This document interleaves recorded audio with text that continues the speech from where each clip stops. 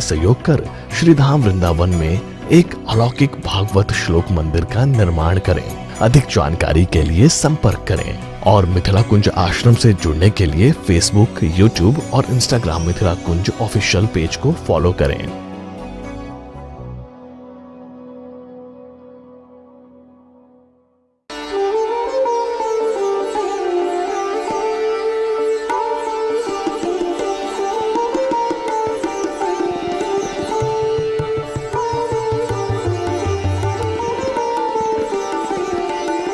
का रसास्वादन करें। हो गया समय।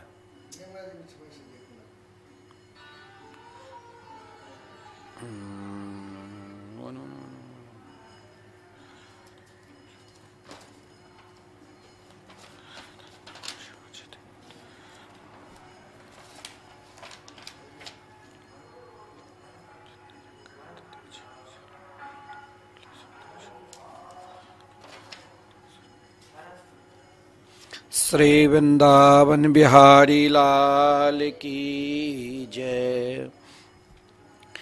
सभी भागवत प्रेमी, भगवान नाम प्रेमी, आज का दिन हम सबके लिए बहुत महत्वपूर्ण है। आज भगवान भोलेनाथ जो समस्त प्राणी के कल्याण के लिए शिव के रूप में विराजमान है, आज शिवरात्रि है। शिवरात्रि आज के दिन हम सभी को रात्रि में भी भगवान शिव का ध्यान करना चाहिए, क्योंकि आज के दिन ही शिव और माता पार्वती के मिलन हुए, उनके विवाह हुए। देखिए, भगवान शिव सबके कल्याण करते हैं, प्राणी मात्र के कल्याण भगवान शिव करते हैं। भगवान शिव जी के बारात में देवता, असुर, भूत, प्रेत सबको सम्मिलित किया गया। वहां बटा हुआ नहीं था। आज बड़ापन, छोटापन में समाज बटे हुए हैं, लेकिन भोलेनाथ इतने दयालु, इतने कृपालु, जो समस्त प्राणी को अपने साथ, चाहे महाराज वो ज्ञानी हो चाहे वो अज्ञानी हो, सभी को अपने साथ कहा तुम भी मेरे साथ चलो। महाराज आज सबके जीवन में ऐसा उत्साह, उमंग आया, जो शिव के साथ, जो सबके कल्याण करने के लिए हर हमेशा, हर पल प्रभु तैयार रहते हैं।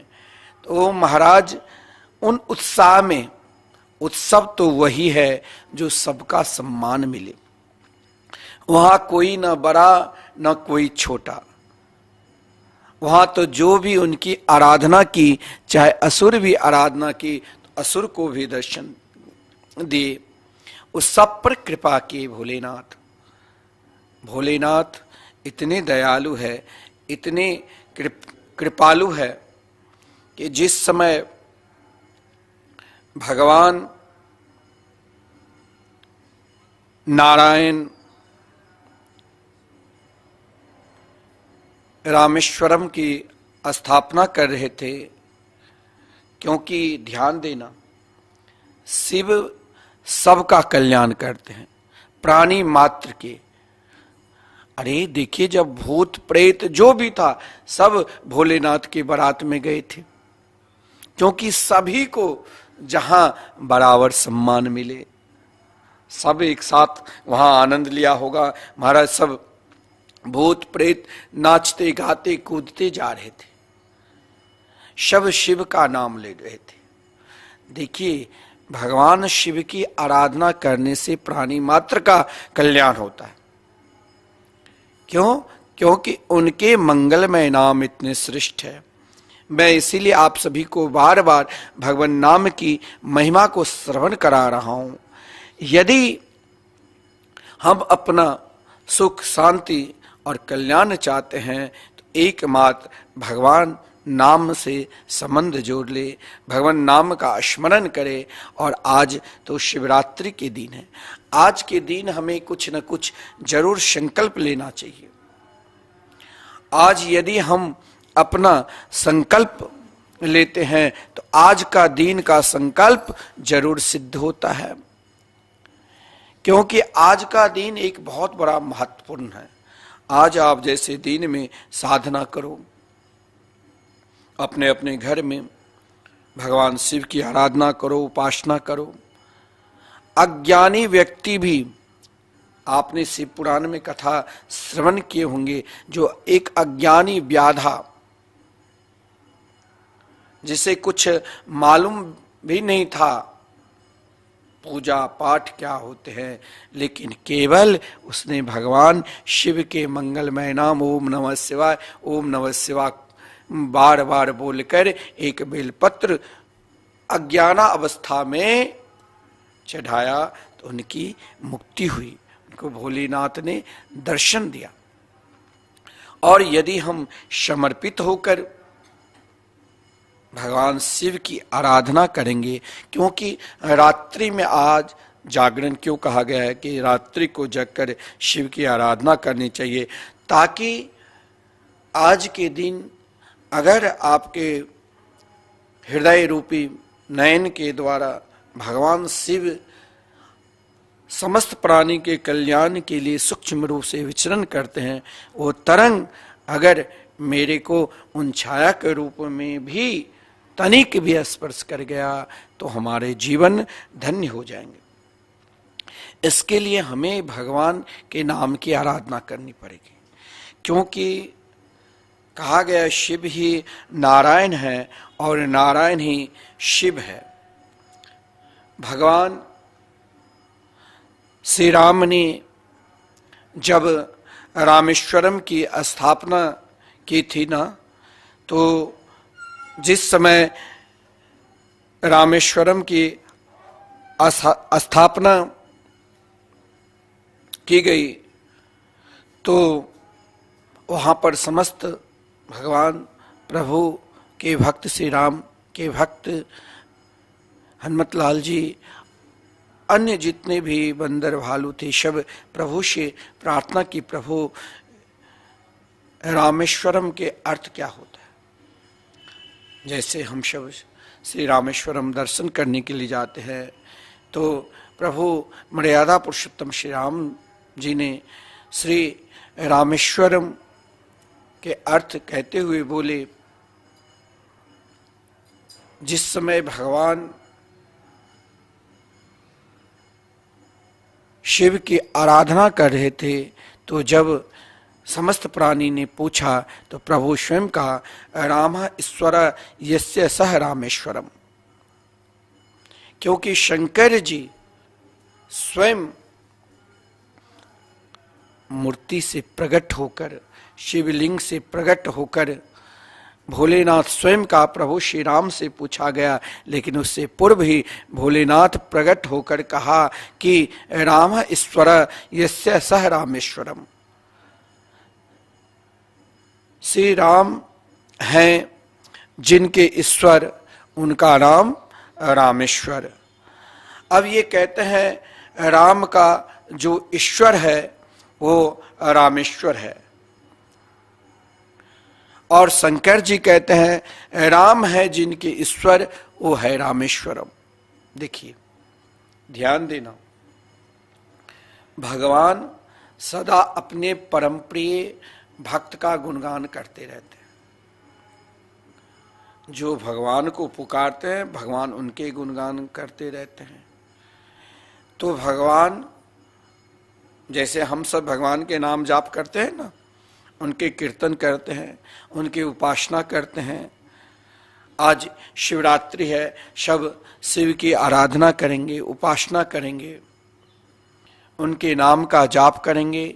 जैसे हम उनके नाम के जाप करते हैं, जैसे हम उनकी उपासना करते हैं, जैसे हम उनके चिंतन करते हैं, वैसे प्रभु भी हम सबकी चिंतन करते हैं।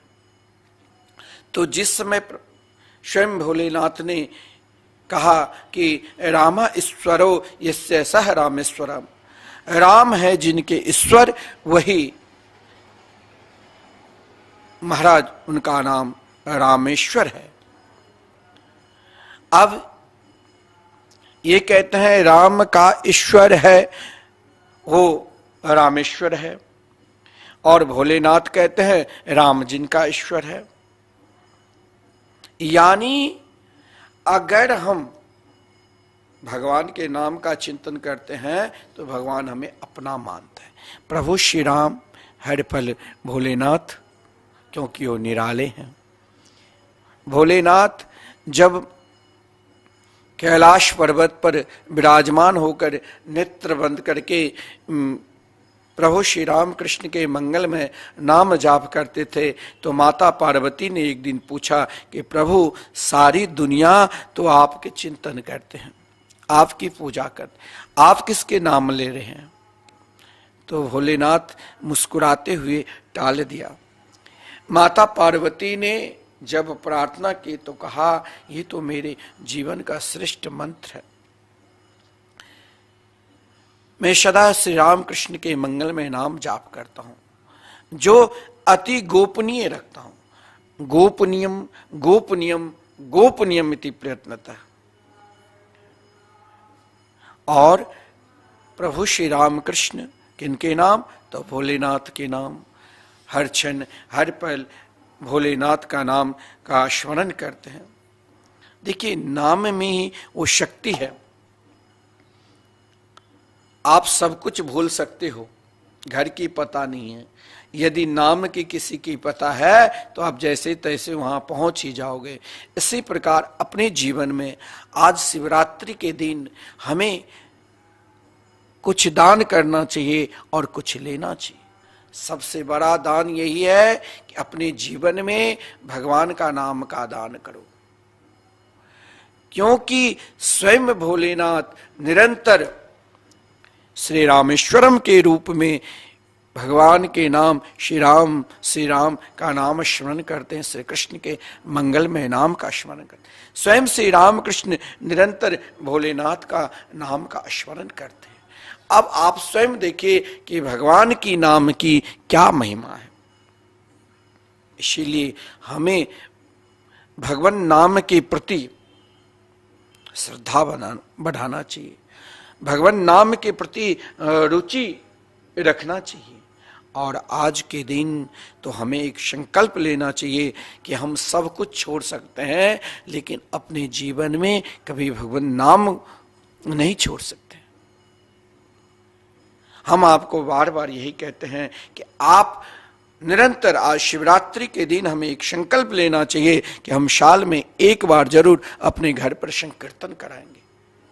अगर घर पर छोटा सा फ्लैट है, व्यवस्था नहीं है, तो हम जरूर आज शिवरात्रि के दिन ही संकल्प लेंगे कि श्रीधाम वृंदावन में जो निरंतर परिक्रमा मार्ग में मिथिला कुंज प्रांगण में दिव्य श्री राधा मोहन बिहारी के मंदिर, जहाँ प्रियाप्रीतम के रूप में श्री राधा मोहन बिहारी विराजमान हैं और उनके निरंतर 24 घंटे अहर्निशम राधे कृष्ण कृष्ण कृष्ण राधे राधे, राधे श्याम श्याम श्याम राधे राधे, निरंतर उनके मंगलमय नाम संकीर्तन चल रहे हैं।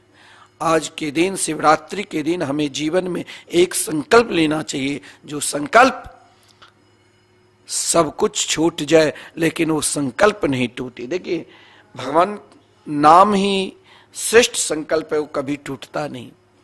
अगर टूटता है तो आप चाहे मर गए हो, मरने के बाद भी आपके पीछे पीछे महाराज लोग बोलते हैं क्या? राम नाम सत्य है। आप अपने संकल्प को नहीं तोड़ो, उन संकल्प को सदा जोड़ कर रखो जो एकमात्र सत्य है। और वही सत्य हम अज्ञानी अवस्था में हम भूल जाते हैं, जो सही में सत्य है उन सत्य को त्याग कर हम स्वयं को भूल जाते हैं। अब भूलते क्यों? या तो आपने अपने जीवन में सत्संग नहीं किया, या आपने अपने जीवन में संत का संग नहीं किया, आपने शिव की आराधना नहीं की, जिन शिव की आराधना स्वयं भगवान श्री राम कृष्ण करते हैं। श्री राम कृष्ण के धाम में भगवान शिव सदा विराजमान रहते हैं। जैसे आप श्री धाम वृंदावन आते हो, श्री बांके बिहारी जी के दर्शन करते हैं, उसी प्रकार हमें भगवान शिव जो श्री गोपेश्वर महादेव के रूप में विराजमान है दर्शन करना चाहिए। क्यों? शिव और श्री राम कृष्ण में कोई अंतर है ही नहीं। इसीलिए श्री राम जी ने शिव जी को महिमा को बढ़ाए कि जो श्री राम के ईश्वर है वही रामेश्वर है, लेकिन भगवान भोलेनाथ ने भगवान की नाम की महिमा को बढ़ाए। जो श्री भोलेनाथ के शंकर जी के ईश्वर है वही रामेश्वर है। कौन बड़े कौन छोटे, ये आपका कल्पना वहां तक उस स्तर तक नहीं पहुंच पाएगा। ब्रह्मा जी ने कहा दोनों बड़े। रामश्चासो ईश्वरश्च रामेश्वर, यानी जो श्री राम है वो ईश्वर है, जो ईश्वर है वो शंकर है, वो शिव है। नाम भिन्न है लेकिन है तो एक ही श्री राम और श्री कृष्ण।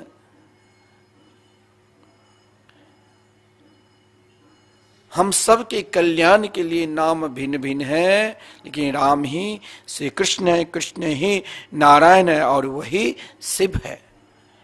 हमें शिव की आराधना करना चाहिए, हमें शिव की उपासना करना चाहिए। और महाराज मैं आपसे बार बार आज शिवरात्रि के दिन हमने उपवास कर लिया, व्रत कर लिया। व्रत करना चाहिए, उपवास करना चाहिए, लेकिन व्रत क्या? जीवन का संकल्प। आज आप उपवास करते हो तो क्या आपका मन बुद्धि चित्त स्वयं बस में है? आपके सामने आकर कोई गाली देने लग जाएगा तो आप क्या गाली नहीं दोगे? आपकी कोई सामने आकर निंदा करने लग जाओगे तो आप क्या निंदा नहीं करोगे? अरे आप तो उससे अधिक निंदा करोगे। आप व्रत कर रखे हैं, आपके ऊपर कोई क्रोध करने लग जाएगा तो क्या आप क्रोध नहीं करोगे? आप और क्रोध करोगे। भगवान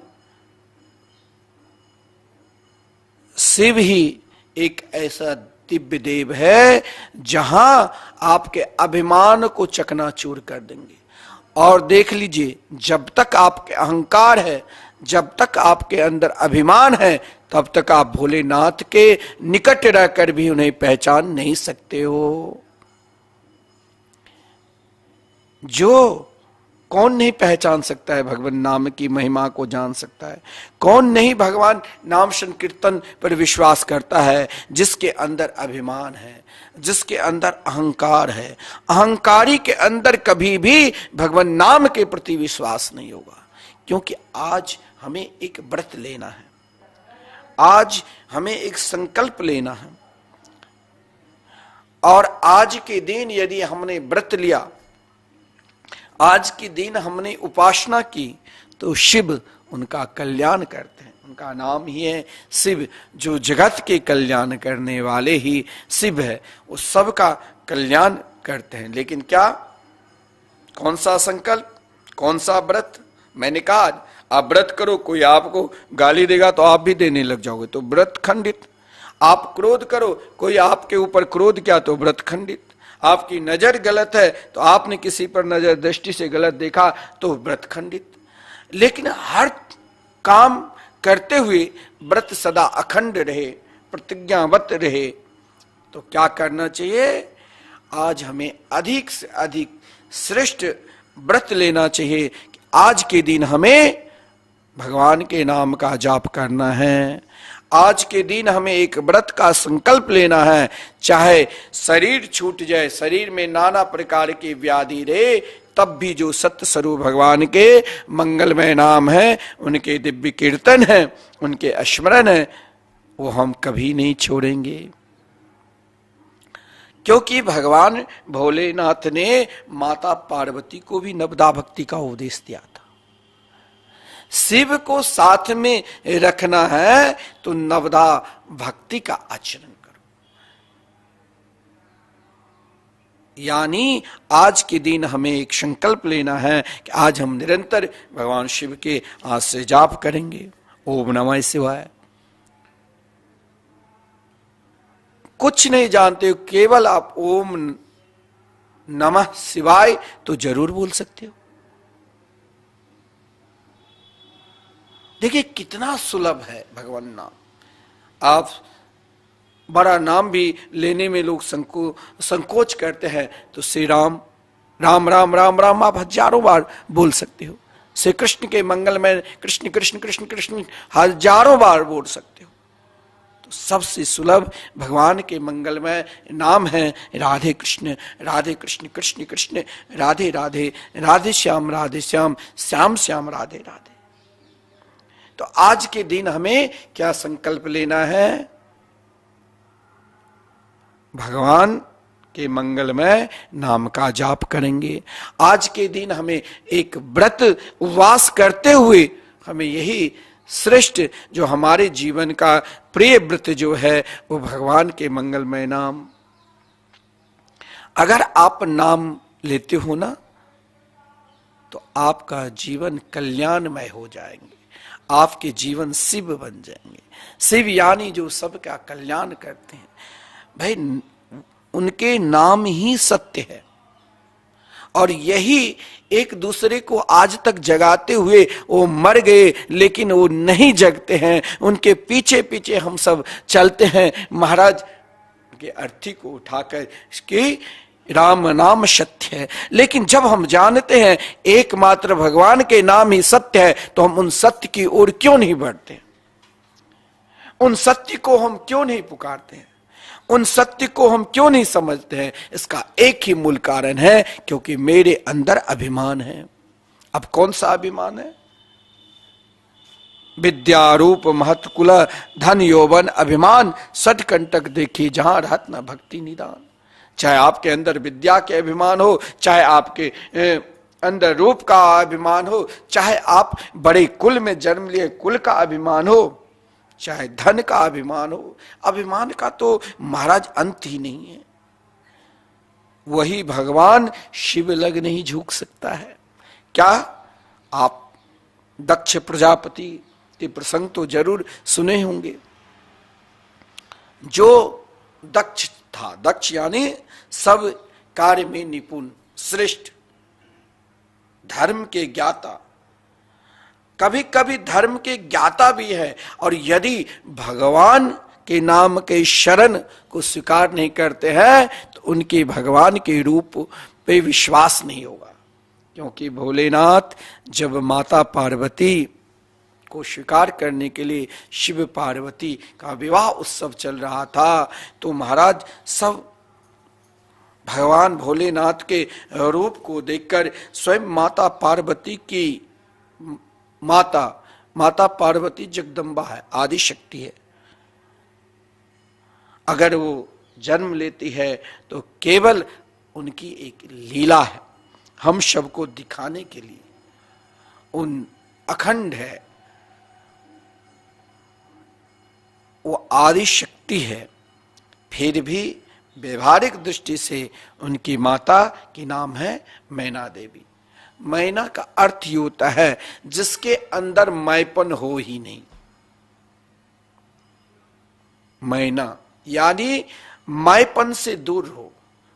मैंने ये क्या, मैंने वृंदावन में रोज यहां संत के लिए भंडारा करते हैं, मैंने बहुत दान दिया, मैंने वृंदावन में अपने लिए एक रूम बनाया, मैंने बहुत कुछ दान दिया वृंदावन में, जो विश्व में प्रथम बार श्रीमद् भागवत महापुराण के दिव्य मंदिर बनने जा रहे हैं। देखिए 18,000 श्लोक भागवत के आप एक साथ दर्शन करेंगे।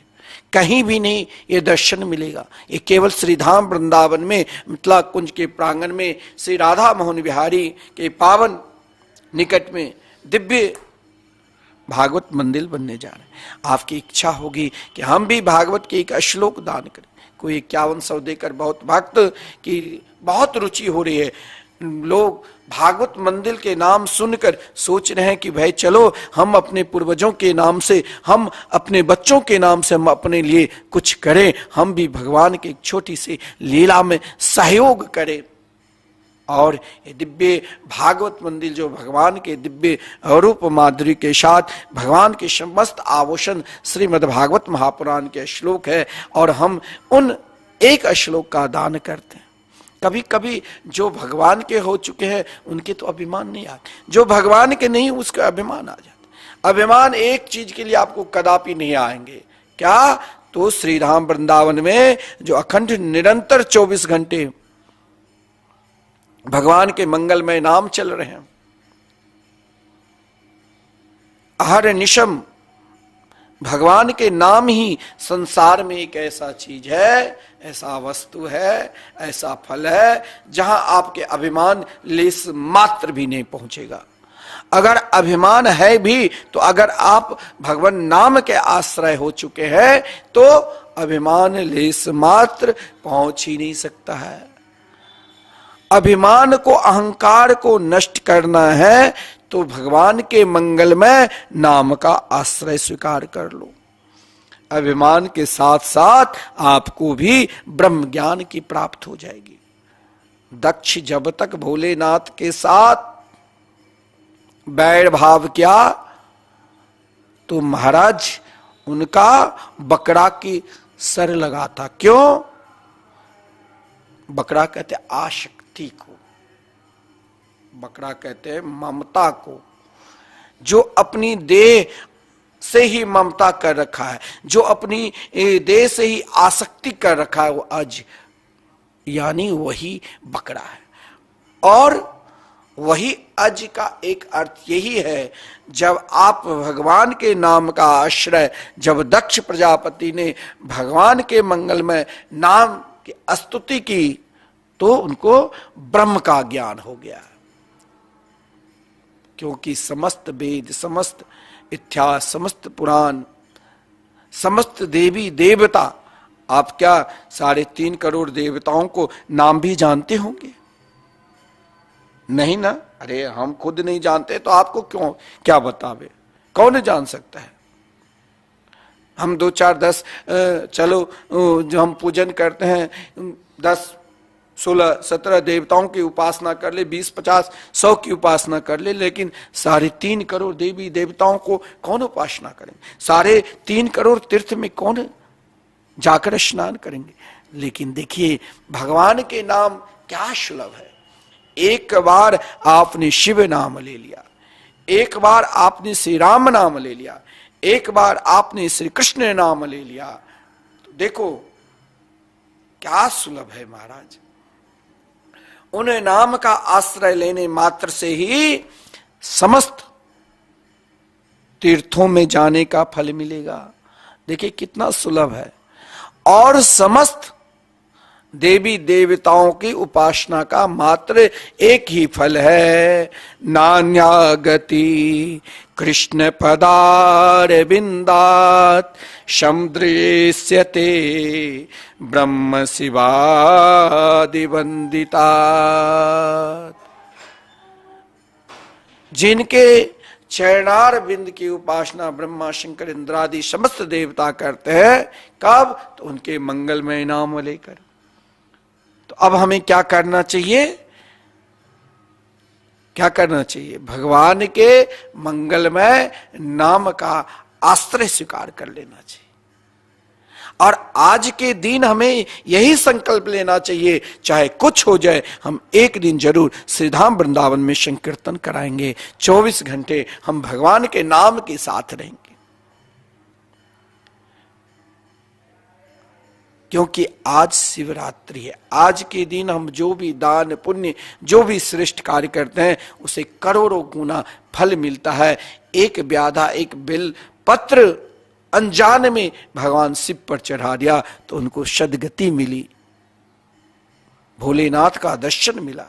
और यदि हम निष्ठापूर्वक विश्वास पूर्वक हम समर्पित होते हैं तो कहा ही क्या जाए, क्योंकि इन अभिमान को, इन अहंकार को, क्योंकि अहंकार और अभिमान ही हमें भगवान के चरणारविंद में नहीं झुकने देते हैं।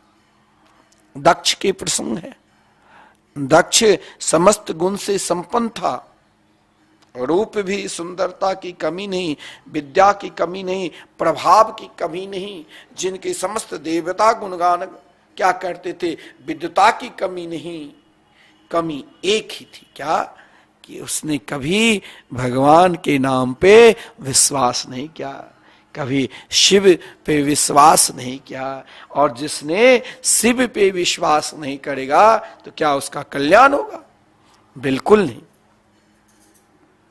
जिसने शिव पे विश्वास किया उनका ही कल्याण होता है सज्जनों, चाहे वो भूत प्रेत क्यों ना हो, चाहे अज्ञानी क्यों नहीं हो, वही शिव के साथ नाचते हुए, कूदते हुए, झूमते हुए जा सकता है, जिसके हृदय में शिव के प्रति प्रेम है, उनके नाम के प्रति निष्ठा है।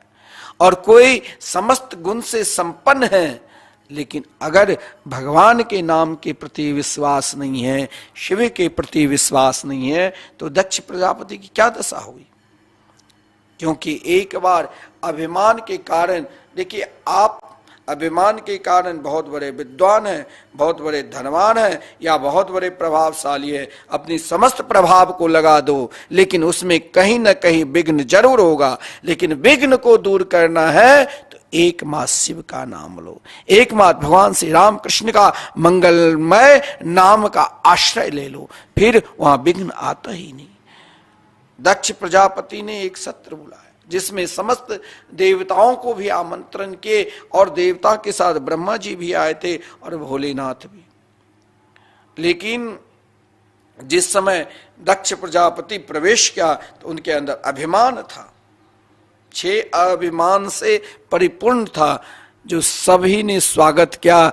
देखिए आपके गुणगान कौन नहीं करेगा, आपकी प्रशंसा कौन नहीं करेगा?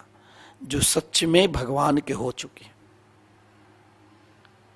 जब तक आपकी प्रशंसा करेंगे तब तक वो 2-4 माला जाप क्यों नहीं कर लेंगे?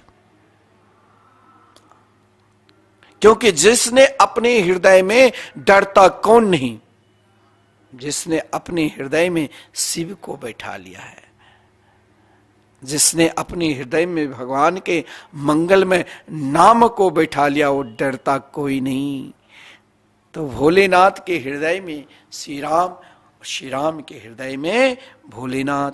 तो दक्ष प्रजापति को सब खड़े होकर स्वागत किया। देखिए ये अभिमानी का पहला लक्षण यही होता है, अभिमानी का। जो महाराज सामने अगर बहुत लोग हैं, 500 लोग हैं, परंतु 500 आदमी में 498 उनके गुणगान करे, उनके स्वागत करे तो नहीं देखता है, और 2 ने स्वागत करे तो उन्हीं को देखता है। यही दक्ष का हुआ। दक्ष ने कहा कि चलो, 2 आदमी नहीं खड़े हुए, 2 महापुरुष, एक स्वयं ब्रह्मा जी। ब्रह्मा जी इसीलिए नहीं खड़े हुए कि महाराज मैं ही तो इनको दक्ष प्रजापति बनाया, पिता के तुल्य पिता है।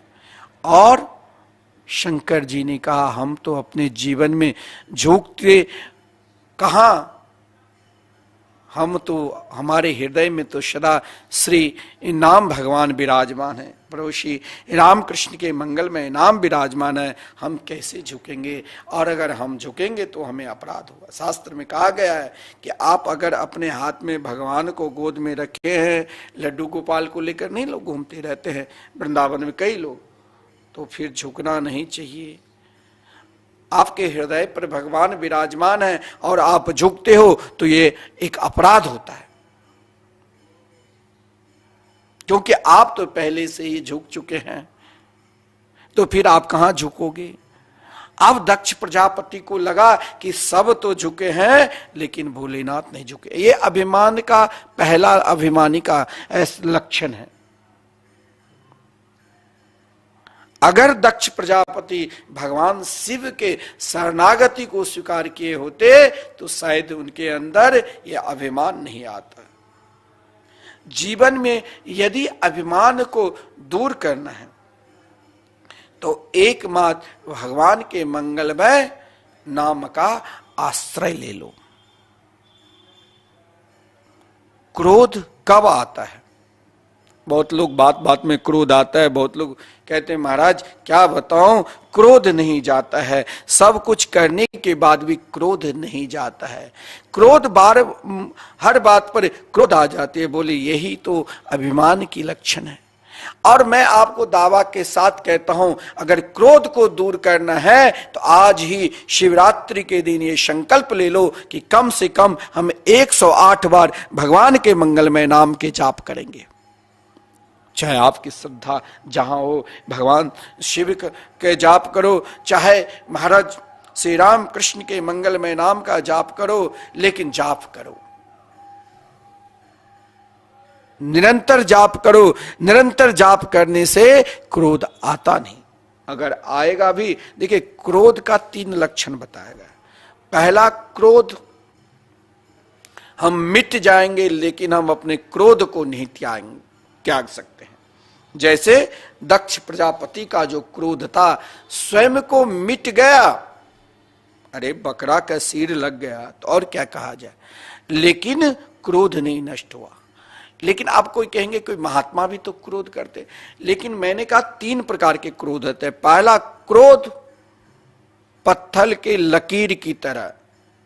पत्थर में यदि आपने किसी के नाम, जैसे कोई यहां दान करते हैं तो पत्थर पे अपना नाम, अपने पिता के नाम लिखाते हैं ना, ये मेरे नाम से कमरा है, ये मैंने मंदिर में इतना दान किया, मैंने संकीर्तन में दान किया, तो नाम लिखाते हैं ना। उसी प्रकार कभी मिटता नहीं। पत्थर जब तक है तब तक वो नाम उस पर रहेगा। तो पत्थर के लकीर की तरह क्रोध उनको आता है जो कभी भगवान के मंगलमय नाम का शरण को स्वीकार नहीं किया है। वो तो बदला लेने के लिए ही जिंदा रहेगा, बदला लेने के लिए आपको किसी तरह नीचे दिखाए इसके लिए ही वो कार्य करेगा। लेकिन ध्यान देना, उन कार्य में सफलता नहीं मिलती है। दक्ष ने क्रोध क्या, क्रोध में भोलेनाथ को श्राप भी दिए और भोलेनाथ के तरफ से नंदी भी श्राप दिए। लेकिन भोलेनाथ देखा यहां क्रोधी है, वहां हम नहीं रहते हैं, मुस्कुराते हुए चले दिए। कहां? तो कैलाश पर। सबसे अधिक ठंड, सबसे अधिक शांति की जगह। जब आपको गर्मी लग जाती है तो ठंडे पानी पीते हैं ना गर्मी में, कि थोड़ी देर शांति हो जाए। तो शांति के प्रतीक कैलाश है। जहां शिव है वहीं शांति है, जहां शिव नहीं है वहां अशांति है, वहां कलह है। जो शिव को यानी भगवान के मंगलमय नाम को अपने हृदय में बैठाया है वहां कलह होगा ही नहीं। जो स्वयं मैपन रखेगा वहां भोलेनाथ आएंगे ही नहीं। दक्ष के अंदर मैपन था और मैपन अभिमानी हर हमेशा दूसरों को नीचे दिखाने के लिए कार्य करेगा। दक्ष ने कनखल में यज्ञ किया, सभी को बुलाए, लेकिन भोलेनाथ को क्यों नहीं बुलाए? यह अभिमान का प्रतीक दिखाया गया है। अभिमान का प्रतीक व्यक्ति स्वयं अपने बड़ेपन में ही डूबे रहते हैं। उन्हें संत, महात्मा, महापुरुष, भगवान के मंगलमय नाम क्या है उनके हृदय में तनिक वो स्तर तक पहुंचे नहीं। और उन स्तर तक पहुंचाने के लिए तो एकमात्र वही शक्ति भगवान नाम है। सती सती हो गई लेकिन दक्ष को कल्याण करके ही। किस लिए? अगर सती सती नहीं होती तो भोलेनाथ आते नहीं, और भोलेनाथ आते नहीं तो फिर वो दक्ष का जो सिर कट गया था तो फिर उनका जुड़ता नहीं, फिर ब्रह्म ज्ञान कैसे प्राप्त होता? तो हमारे जीवन में एक ही शक्ति का, वो सर्वश्रेष्ठ शक्ति है जो कभी नष्ट नहीं होते हैं, वो भगवान के मंगलमय नाम। आप ध्यान देना, आज शिवरात्रि के दिन मैं बार बार यही कह रहा हूं कि आप आज के दिन संकल्प ले लो, चाहे कुछ हो जाए, लेकिन हम उनके मंगलमय नाम को नहीं छोड़ेंगे। अगर हम उनके नाम के चरणारविंद के आश्रित हो गए, तो जब एक भूत प्रेत, एक अज्ञानी भोलेनाथ के विवाह में सब नाचते हुए कूदते हुए सब ओम नमः शिवाय जाप करते हुए पहुंच गए, तो हम भी उनके निकट क्यों नहीं पहुंच सकते हैं? हम उनके निकट जरूर पहुंचेंगे। कब? तो उनके मंगलमय नाम का आश्रय लेकर। मैंने कहा अभिमानी का क्रोध पत्थर के लकीर की तरह, और एक क्रोध ऐसा भी आता है जो जिन क्रोध में 2-4 दिन ही सत्संग से शांत हो जाते हैं। देखिए, अभिमानी अहंकारी का क्रोध नहीं शांत होते। दक्ष को सभी ने समझाया था, स्वयं ब्रह्मा जी ने भी आकर समझाया था कि तुमने भोलेनाथ से वैर किया है, तुम बचने वाले नहीं हो। लेकिन अभिमानी किसी की बात नहीं मानते। जो अगर आपके अंदर क्रोध आता है तो आप बार बार सत्संग करो, तो वही क्रोध मिट्टी में जैसे कोई लकीर दो कर दिया तो हवा की झोंक से अपने आप मिट जाती है। तो आपके अंदर अगर बार बार क्रोध आते हैं तो उन क्रोध को दूर करने के लिए ही अपने जीवन को सत्संग में लगा दो।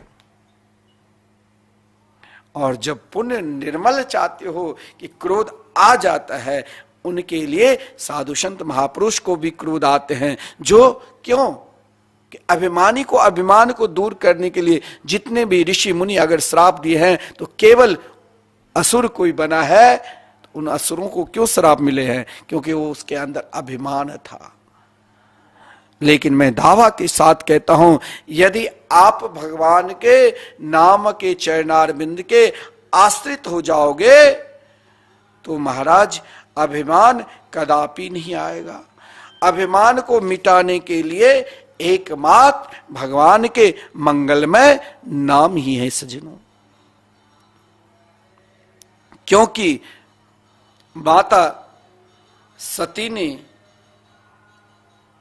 दक्ष से यही कहा था कि जब सबके भाग को देखा उस यज्ञ कुंड में, तो एक भाग ने भोलेनाथ के स्थान नहीं देखा। आप सब कुछ करते हैं, खूब दान, खूब तप, खूब यज्ञ करते हैं, लेकिन आपकी यज्ञ की, आपकी दान की सफलता तभी है जब आप शिव के मंगल में आराधना करेंगे, उनके मंगल में नाम की आराधना करेंगे। और यही बात बताकर माता सती सती हो गई थी कि मैं तो अपने शिव से मिलने के लिए जा रही हूं, लेकिन हे दक्ष तू भी संभल जा। श्रीमद् भागवत महापुराण में वर्णन है कि माता सती ने क्या कहा दक्ष के अभिमान को देखकर, यद द्वैक्षरम नाम गिरेरितम नृणाम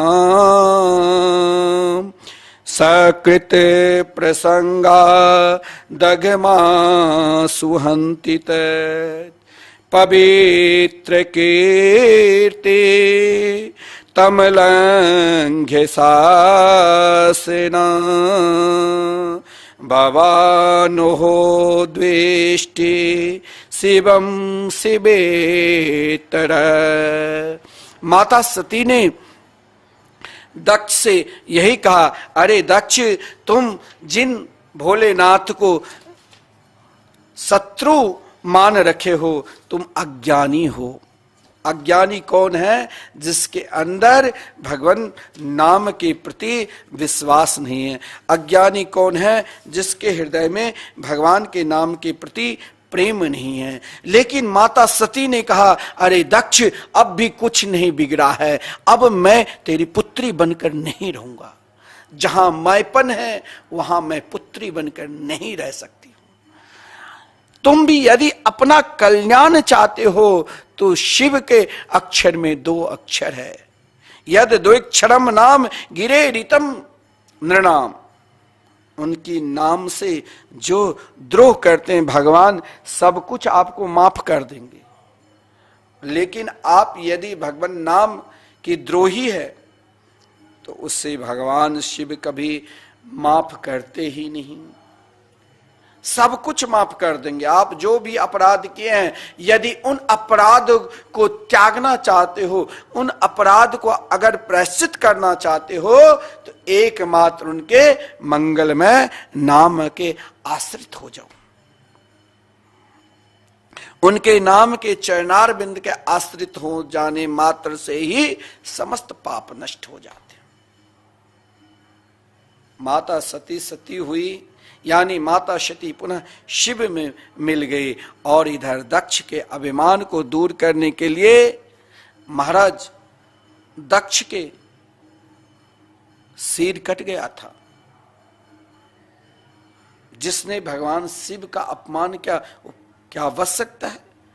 यज्ञ कुंड में उनको सुहा कर दिए थे दक्ष प्रजापति को, भगवान के पार्षद ने, भगवान शिव के पार्षद ने।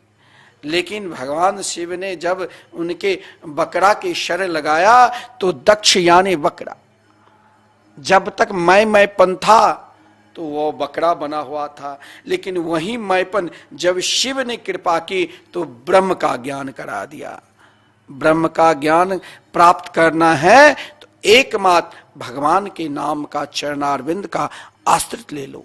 क्योंकि दक्ष प्रजापति ने जब भगवान की स्तुति की तो दक्ष प्रजापति ने यही कहा, प्रभु मुझे अब कुछ नहीं चाहिए, आपने मुझे जो कुछ दिया वो बहुत है, लेकिन मैं कभी आपके नाम शिव नाम मत ना भूलूं। निरंतर मैं ओम नमः शिवाय का जाप करूं और मुझे कुछ ना चाहिए।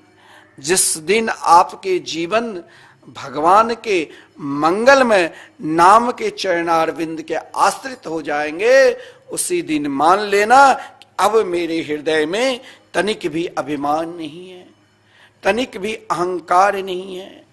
फिर हम तो देवी मैना हो गए, और देवी मैना बनना है तो मैना अपने मैपन को जब त्याग दोगे तो वो शक्ति, जिस शक्ति को भगवान शिव ने स्वीकार की, और वो शक्ति कौन है? महाराज माता मैना की पुत्री के नाम क्या है? तो आदि शक्ति जगदम्बा माता पार्वती। मैपन को दूर करना है तो स्वभाव को शांत करना पड़ेगा। पर्वत, समस्त पर्वतों की राजा महाराज हिम, पर्वत यानी शांत स्वरूप, जहां बर्फ ही बर्फ, बर्फ को शांत स्वरूप का प्रतीक कहा गया है। शांत स्वरूप अगर अपने आप को बनाना है तो अपने आप को शिव के चरणारविंद में समर्पित करना पड़ेगा। स्वभाव शांत कब होता है? जब बुद्धि मैना बनकर रहेगी। मैना जहां अभिमान मैपन आवे ही ना, और मैपन जब नहीं है तो वही शक्ति है। शक्ति कौन है? तो माता पार्वती। तो शक्ति किसे मिलेगी? तो शिव को। भाई क्रोधी व्यक्ति के अंदर बल नहीं रहता है, शक्ति नहीं रहती है, वो तो जलने लग जाता है। जब कभी क्रोध आता है तो शरीर जलने लग जाता है, लेकिन हमें ऐसी शक्ति जो कभी जले नहीं, माता पार्वती। इसीलिए भोलेनाथ को, शिव को स्वीकार किया। जहां जले नहीं, जहां समस्त प्राणी को, जलते हुए प्राणी को बचावे, वही माता पार्वती है। जो सबको शिव से मिला दे। आज माता पार्वती की विवाह भगवान शिव से बड़े धूमधाम के साथ भारतवर्ष के कोने कोने में, संपूर्ण विश्व में, घर घर में, हर जगह हम मनाते हैं, क्योंकि हमारे जीवन भी शिव बने। हम भी समस्त प्राणी मात्र के कल्याण के ही, अपने राष्ट्र के कल्याण के लिए सोचे। और जब हम ये विचार सोचते हैं कि हमारे अंदर राष्ट्र प्रेम जगे, हमारे अंदर भगवान के नाम के प्रति श्रद्धा और प्रेम जगे, तो इन उत्सव को माता पार्वती और भोलेनाथ के शिव पार्वती विवाह हम सब को बड़े धूमधाम के साथ मनाना चाहिए। और हम भी आज आपको श्रीधाम वृंदावन से समस्त भारत वासियों को शिवरात्रि के शुभकामना देता हूं कि आपका जीवन भी शिवमय बनी रहे। कल्याण के स्वरूप अगर जीवन को चाहते हो तो सदा अपने जीवन को भगवान के मंगलमय नाम का स्वरूप का ध्यान करते रहो और उनके नाम का आज अत्यधिक जाप करो। क्या? तो ओम नमः शिवाय।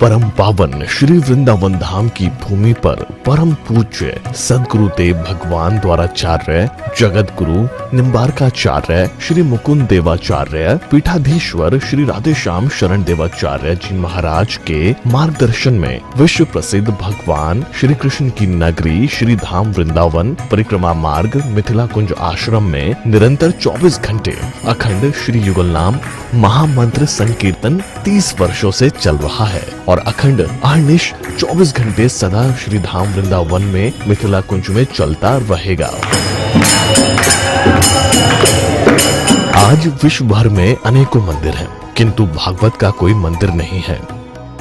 तब हमारे पूज्य गुरुदेव के भजन संकल्प से ये भाव जागा कि श्री धाम वृंदावन में एक अलौकिक भागवत मंदिर बने, जिसमें वृंदावन आने वाले सभी भक्तगण एक साथ संपूर्ण भागवत श्लोक का दर्शन कर सकें। सदगुरुदेव के इस भाव को साक्षात करने के लिए विश्व में प्रथम बार श्री धाम वृंदावन मिथिला कुंज आश्रम में श्रीमद् भागवत महापुराण के 18,000 श्लोक शिलालेख लिखित भव्य दिव्य श्रीमद् भागवत महापुराण मंदिर बनने जा रहा है। आप सब भी इस दिव्य भागवत मंदिर में अपना तन मन धन से सहयोग कर श्री धाम वृंदावन में अक्षय पुण्य प्राप्त करें। एक श्लोक शिलालेख की सेवा राशि मात्र 5100 रुपए है, जिसमें आपके नाम से एक श्लोक शिलालेख पर लिखा जाएगा। इसी प्रकार से आप 2 श्लोक की दान राशि 11,000 रुपए, 5 श्लोक की दान राशि 25,000 रुपए, 11 श्लोक की दान राशि 51,000 रुपए और 21 श्लोक की राशि है 1,01,000 रुपए देकर अनंत पुण्य के भागी बन सकते हैं। कहा गया है कलयुग केवल नाम आधारा। हम सब भी श्री धाम वृंदावन में अपने नाम से या अपने पूर्वजों के नाम से या घर में समस्त विघ्न बाधाओं को दूर करने के लिए श्री धाम वृंदावन में अखंड संकीर्तन कराने का अलौकिक पुण्य प्राप्त कर सकते हैं। साथ ही आपके द्वारा प्रदान किया गया सेवा राशि से हरि नाम संकीर्तन के साथ साथ संतों का भोजन एवं गौ माता के लिए गौग्रास समर्पित किया जाएगा। आप निम्न राशि प्रदान कर सदस्यता ग्रहण कर सकते हैं। एक दिन का संकीर्तन राशि मात्र 1500 रुपए, एक माह का संकीर्तन राशि मात्र 15,000 रुपए, 12 माह की संकीर्तन राशि मात्र 21,000 रुपए से आपके नाम से निरंतर अखंड श्री युगल नाम हरि नाम संकीर्तन के साथ साथ साल के 12 माह में 12 दिन 12 संतों का भोजन गौग्रास आदि सेवाएं आपके मरणोपरांत भी चलते रहेंगे। अतः आप एक छोटा सा संकल्प लेकर हमसे जुड़ सकते हैं और श्री धाम वृंदावन मिथिला कुंज आश्रम में आप आजीवन सदस्य रहेंगे। आप वृंदावन में जब भी आएंगे तो आपके रहने की निशुल्क व्यवस्था रहेगी। Account number 155850501309। अकाउंट होल्डर नाम Mithila Kunj trust, RTGS, NEFT, IFSC code ICIC 00011017, branch Vrindavan. Mobile number 9410810861। UPI Mithila Kunj trust @ICICI। ये संस्था 80G के अंतर्गत कर मुक्त है, जिसके द्वारा आप अपने दान पर टैक्स की छूट प्राप्त कर सकते हैं। आपके दान राशि की रसीद आपको बाय पोस्ट संस्था द्वारा भेजी जाएगी। साथ में आपको संस्था का प्रमाण पत्र भी दिया जाएगा। आइए हम सब मिलकर इस दिव्य भागवत मंदिर में अपना तन मन धन से सहयोग कर श्री धाम वृंदावन में एक अलौकिक भागवत श्लोक मंदिर का निर्माण करें। अधिक जानकारी के लिए संपर्क करें और मिथिला कुंज आश्रम से जुड़ने के लिए फेसबुक, यूट्यूब और इंस्टाग्राम मिथिला कुंज ऑफिशियल पेज को फॉलो करें।